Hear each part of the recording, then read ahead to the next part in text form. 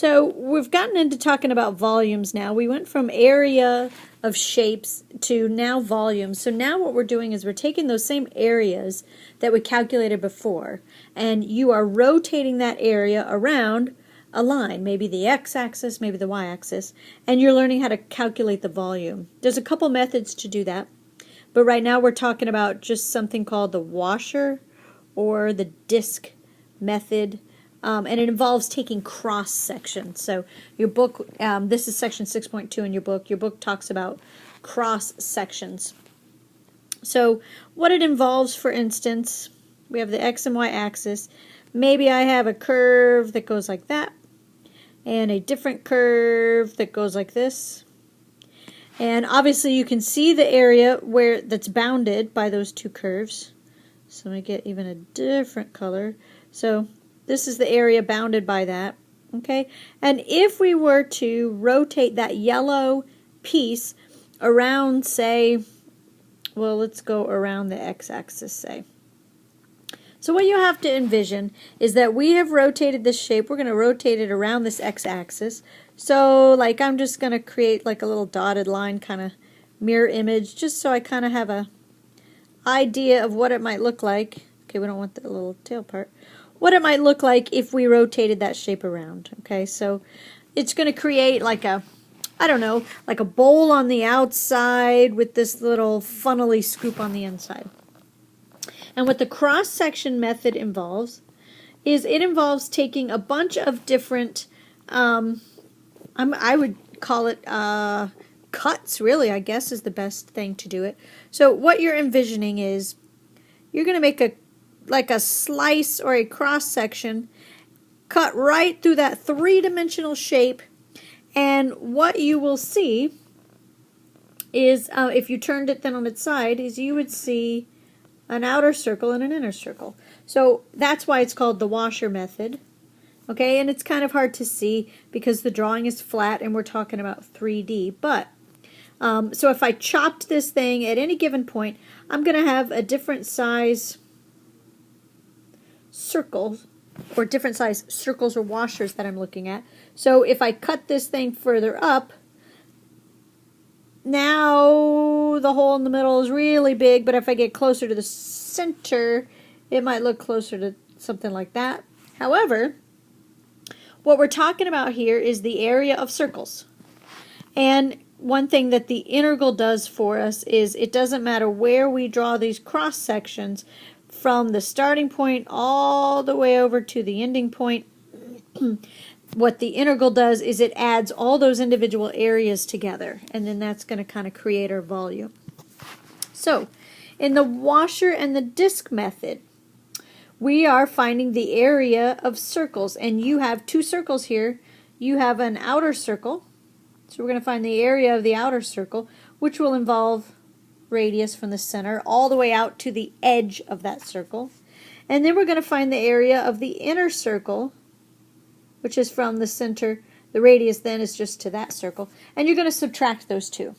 Okay, so the green circle, this inner circle, when I subtract that area, that gets rid of basically the hole in the middle, and what's left is the area of this little washer. So let's let me erase some of the stuff here so we have a little bit more room to write. So when you're doing the disc washer method of creating an volume, it's the areas repeated together. So you will have a lower bound and an upper bound that we'll find. And then you have the area of the outside circle. Area is pi r squared. Okay, so I'm going to put a little notation here by my R to say out. That's going to stand for the radius of the outside circle. And we're going to subtract the area of the inside circle. And then integrate that. So now what we have to do is look out how to find the radius, basically.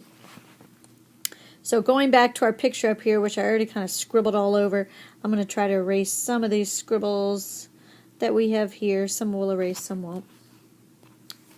So one thing you need to know, and there are some things that you can memorize here. I'm not a fan of memorizing steps because that doesn't show understanding. But one thing that you can memorize is if you're using the disc washer method and you're going around the x-axis, then number one thing you need to know is all of your variables in your integral need to be in terms of x's. So you want the same variable in your integral as the axis you're rotating around. That's number one.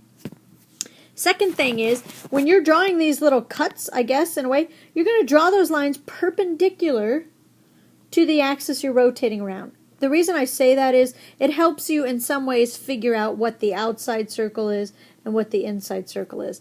Other thing you can do is just visualize. If I were to rotate that shape around, then this curve right here will end up being on the outside when I rotate, and the green here will be on the inside. So I need to know what my outside and inside circle is. And as far as the radius of the circle, the radius is the distance from that curve down. Well, that's the integral of the equation of your curve. So we're going to use the equation of the curves for our radius. And you're going to plug that in there, you're going to square the value, and continue with your calculus. So let's go ahead and do a problem. For, let's just pick one. I'm going to pick one of the homework problems that was assigned. And I guess I'll just do number one, which is kind of boring. Well, that is boring. Let's not do number one. Let's see if number 5 might be a little more exciting. So I'm going to scoot everything up. Here we go. Okay, number 5, we have one curve, which is actually a straight line. That's y equals 1 minus x. And then it says we're only interested in the interval between 0 and 1. So this is a straight line, but we're only interested in the portion of the straight line from 0 to 1. And then we have the curve x equals 0, which happens to be the y-axis. And then we have the curve y equals 0, which happens to be the x-axis. So if I graph all 3 of those lines, these happen to be lines, but we call them curves. If I graph all 3 of those on the graph, they're going to form an area. And we're going to rotate that area around the x-axis. So around the x-axis, okay? First thing first, always, 100% of the time, graph the curves they're talking about. It's so important that you do that so that you know what the outside and inside curve is. Okay, so first I'm going to graph y equals 1 minus x. So it goes through positive 1 is my y-intercept. My slope is negative 1. So that line looks something like that. All right, that's y equals 1 minus x. Equals 1 minus x. X equals 1. That's the y-axis, so I'm just going to trace it so I can see it there more clearly. I need to get another color here. And y equals 0, that's the y-axis, so that's this line here.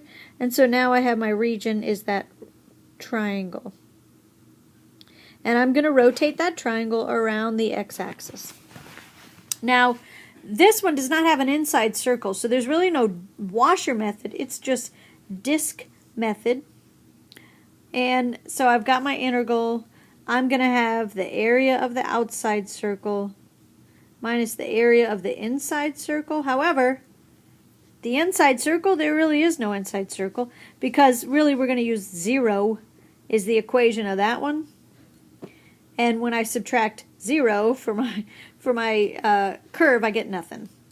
Okay, so really all I have here is the area of the outside circle.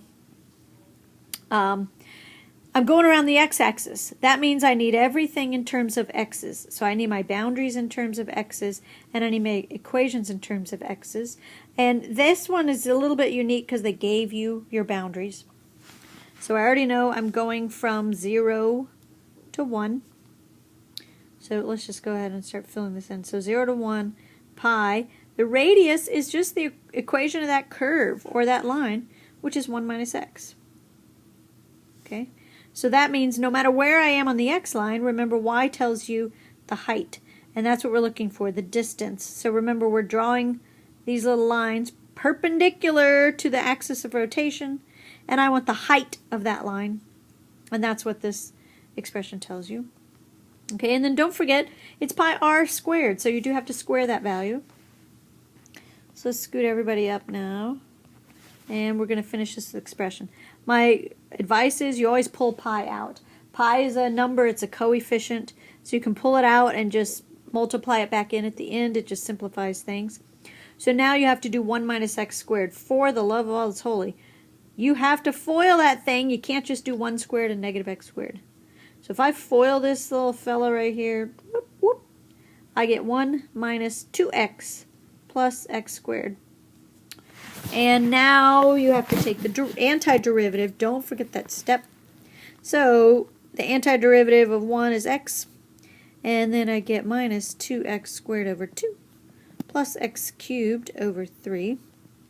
All right, so I'm done with my calculus part. I am going to do a little cleanup. Clean it up as much as you can before you start plugging numbers in. And so there's not too much I can do, but I am going to go ahead and cancel those 2's. Again, don't make yourself a fraction when you don't have to have a fraction. Right? Those 2's cancel, so make your life a little bit easier. And when I plug in 1 for x, I get 1 minus 1 plus 1/3. And you subtract what you get when you plug in 0. Well, when I will plug in 0 for x, I get 0 for everything. So I end up with just 1/3. Don't forget your little pi at the end. So it's 1/3 pi, or pi over 3. That's the volume when you rotate that shape around the x-axis.